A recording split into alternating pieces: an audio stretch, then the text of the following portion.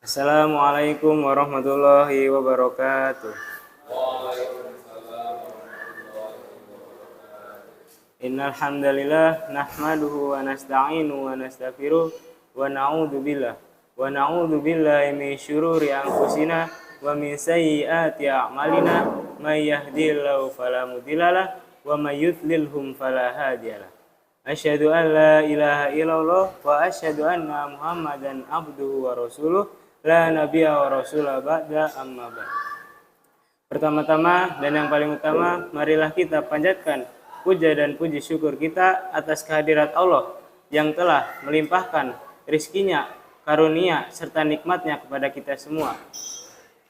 Kedua kalinya, salawat serta salam semoga tercurah limpahkan kepada junjungan kita, Nabi Agung kita, Nabi Allah Muhammad Sallallahu Alaihi Wasallam, yang telah membawakan ajaran dari zaman jahiliyah menuju zaman Islamiyah, dari zaman kegelapan menuju zaman terang benderang. Duduknya saya di sini, saya akan mempresentasikan tugas ujian makalah tafsir dengan tema kepemimpinan menurut Al-Quran. Kepemimpinan pada dasarnya adalah seseorang yang memiliki kemampuan untuk mempengaruhi perilaku orang lain dalam bekerja dengan menggunakan kekuatan. Secara moral, kepemimpinan berkaitan erat dengan menggunakan kekuatan. Tugas fungsi manusia di muka bumi ini, di antara tugas dan fungsi kelahiran ke dunia adalah untuk melestarikan dan memanfaatkan sumber daya alam untuk kesejahteraan umat manusia. Manusia diciptakan sebagai khalifah di bumi, tidak lain hanya untuk memimpin, menjadi khalifah. Karena Al-Quran menjelaskan bahwa seorang pemimpin yang baik adalah untuk masyarakat yang baik juga. Saya mengambil permasalahan ini dari kisah seorang anak yang bernama Zidane yang menjadi pemimpin. Zidane ingin mencalonkan dirinya menjadi pemimpin, menjadi ketua pada saat pergantian kepemimpinan. Zidane pun mencalonkan dirinya menjadi ketua dan mengkampanyekan dirinya. Pada saat kampanye, ia pun menyampaikan visi dan misinya kepada orang-orang dengan visi misi yang sangat bagus dan bisa memajukan organisasi tersebut. Orang-orang pun pada saat itu sangat tertarik untuk memilih Zidane menjadi ketua. Pada saat itu pun Zidane dipilih menjadi ketua. Namun sampai sekarang Zidane pun masih tidak menjalankan visi dan misinya tersebut yang telah disampaikan pada saat kampanye. Zidane mengarahkan dan memerintahkan kepada anggota-anggotanya untuk menjadi lebih baik dan tetap berada di jalan yang benar dan tidak berbuat buruk. Namun Zidane malah hanya memerintahkan dan mengarahkan kepada anggota-anggotanya untuk berbuat baik. Ternyata sendirinya malahan berbuat buruk.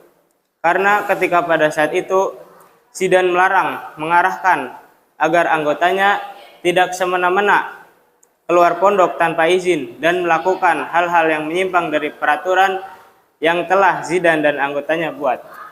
Zidane malah melanggar peraturannya sendiri dan anggotanya. Zidane keluar tanpa izin, bahkan semena-mena dengan melakukan hal-hal yang menyimpang, yaitu merokok dan membawa HP. Padahal Zidane menasihati anggotanya untuk agar tidak berbuat seperti itu. Seharusnya pemimpin yang rasional mampu memberikan keteladanan yang baik bagi anggotanya. Justru Zidane malah sebaliknya. Ia menjadi seorang pemimpin yang rasional tetapi belum mampu mengarahkan anggotanya dan memberikan keteladanan yang baik bagi anggotanya. Lanjut rumusan masalah. Yang pertama, bagaimana menjadi pemimpin yang sesuai dengan Al-Quran. Yang kedua, bagaimana menjadi pemimpin yang tidak Zarkoni, mengajarkan tetapi dirinya tidak melakukan. Yang ketiga, bagaimana pemimpin yang tidak menjalankan dan visi misinya. Yang pertama, pembahasan. Mengetahui cara menjadi pemimpin yang sesuai dengan Al-Quran. Menjadi pemimpin yang sesuai dengan Al-Quran berarti mengedepankan prinsip-prinsip keadilan, kejujuran, serta tanggung jawab. Seorang pemimpin harus mampu memberikan keteladanan dalam perilaku, menghargai hak-hak orang lain, dan memimpin dengan bijaksana. Dalam Al-Quran, Allah memerintahkan umatnya untuk bermusyawarah dan mengambil keputusan dengan adil. Pemimpin juga harus peduli terhadap kesejahteraan masyarakatnya, mengedepankan nilai-nilai moral, dan selalu berusaha untuk memperbaiki diri serta lingkungannya. Dengan demikian, kepemimpinan yang berlandasan Al-Quran akan menciptakan masyarakat yang harmonis dan sejahtera. Seorang pemimpin harus peka terhadap kebutuhan dan aspirasi masyarakat. Mereka harus berusaha untuk memahami dan memenuhi kebutuhan masyarakat. Kepemimpinan yang bijak menggunakan kebijaksanaan dalam setiap tindakan serta belajar dari pengalaman dan nasihat orang lain. Yang kedua, mengetahui cara menjadi pemimpin yang Zarkoni, mengajarkan tetapi dirinya tidak melakukan. Menjadi pemimpin yang tidak Zarkoni, mengajarkan tapi dirinya tidak melakukan, itu menyiratkan pesan yang dalam tentang konsistensi, integrasi, dan keteladanan dalam kepemimpinan.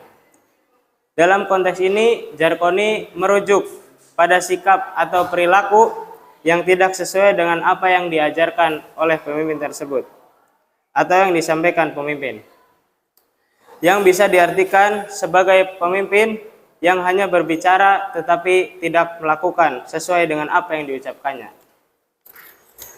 Caranya yaitu dengan konsistensi antara ucapan dan tindakan, serta integritas. Pemimpin yang mengajarkan sesuatu tetapi tidak melakukannya menunjukkan kurang integritas seorang pemimpin. Yang integritasnya tinggi adalah mereka yang konsisten dalam apa yang diajarkan dan apa yang dilakukan. 3. Mengetahui cara merubah pemimpin yang tidak menjalankan visi dan misinya. Merubah pemimpin yang tidak menjalankan visi dan misinya adalah sebuah proses yang membutuhkan pendekatan yang hati-hati, konstruktif, dan terkadang melibatkan perubahan struktural dalam organisasi. Perubahan pemimpin yang tidak menjalankan visi dan misinya bisa disebut sebagai tanggung jawab kolektif atau perubahan kepemimpinan. Dalam konteks demokrasi dan kepemimpinan yang baik, jika seorang pemimpin tidak menjalankan visi dan misinya sesuai dengan harapan, gagal memenuhi tanggung jawabnya, maka perubahan bisa melalui mekanisme yang sah. Untuk kesimpulan, yaitu menjadi pemimpin yang sesuai dengan Al-Quran berarti mengedepankan prinsip-prinsip keadilan, kejujuran, serta tanggung jawab. Seorang pemimpin harus mampu memberikan keteladanan dalam perilaku, menghargai hak-hak orang lain, memimpin dengan bijaksana, dan yang lain. Dalam Al-Quran, Allah memerintahkan umatnya untuk bermusyawarah dengan mengambil keputusan dengan adil. Pemimpin juga harus peduli terhadap kesejahteraan masyarakat. Menjadi pemimpin yang tidak Zarkoni, yaitu menyiratkan pesan yang dalam tentang konsistensi, integritas, dan keteladanan dalam memimpin. Dalam konteks ini, Zarkoni merujuk pada sikap perilaku yang tidak sesuai dengan apa yang diajarkan atau yang disampaikan oleh pemimpin, yang bisa diartikan sebagai kepemimpinan yang hanya berbicara tetapi tidak bertindak sesuai dengan apa yang diucapkan. Merubah pemimpin yang tidak menjalankan visi dan misinya adalah sebuah proses yang membutuhkan pendekatan yang hati-hati, konstruktif, dan terkadang terlibat perubahan struktural dan organisasi. Perubahan pemimpin yang tidak menjalankan visi dan misinya bisa disebut sebagai tanggung jawab kolektif atau perubahan kepemimpinan dalam konteks demokrasi dan kepemimpinan yang baik.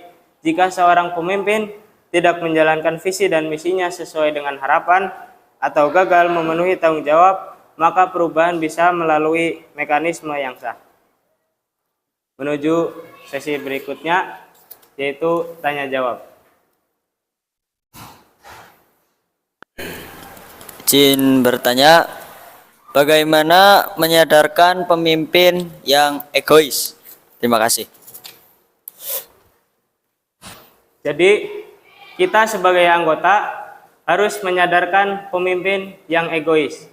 Karena ketika pemimpin egois, itu akan di dalam organisasi tersebut akan yang namanya itu ngestak atau tidak berjalan sesuai dengan rencana.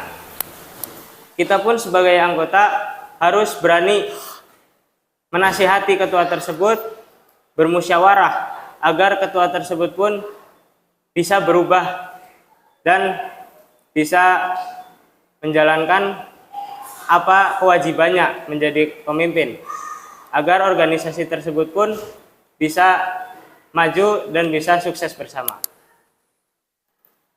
Selanjutnya, Pemerhati yang terhormat, izin bertanya, bagaimana cara menghilangkan rasa malas saat menjadi pemimpin?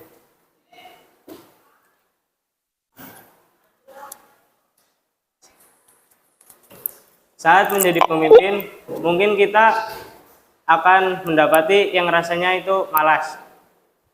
Cara menghilangkan rasa malas tersebut yaitu dengan niat. Karena dengan niat kita itu bisa terdorong baik dalam perbuatan atau dalam hati.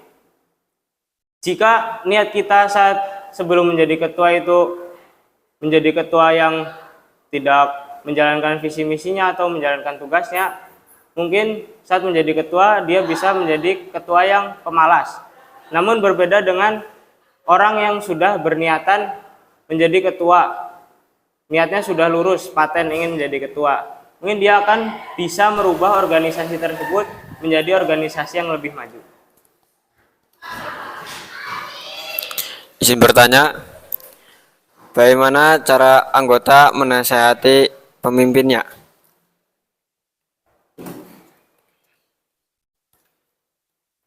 Anggota menasihati pemimpinnya yaitu dengan pertama itu perbuatan. Ketika kita mendapati ketua yang kurang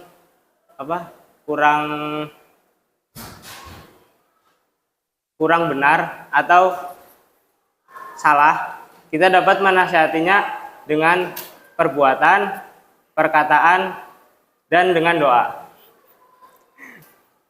Bisa dilanjut? Baik, pemateri yang terhormat, izin bertanya, sebutkan contoh pemimpin yang jargoni. Pemimpin yang jargoni itu pemimpin yang hanya menyampaikan amalan atau menyampaikan perbuatan yang baik kepada seseorang.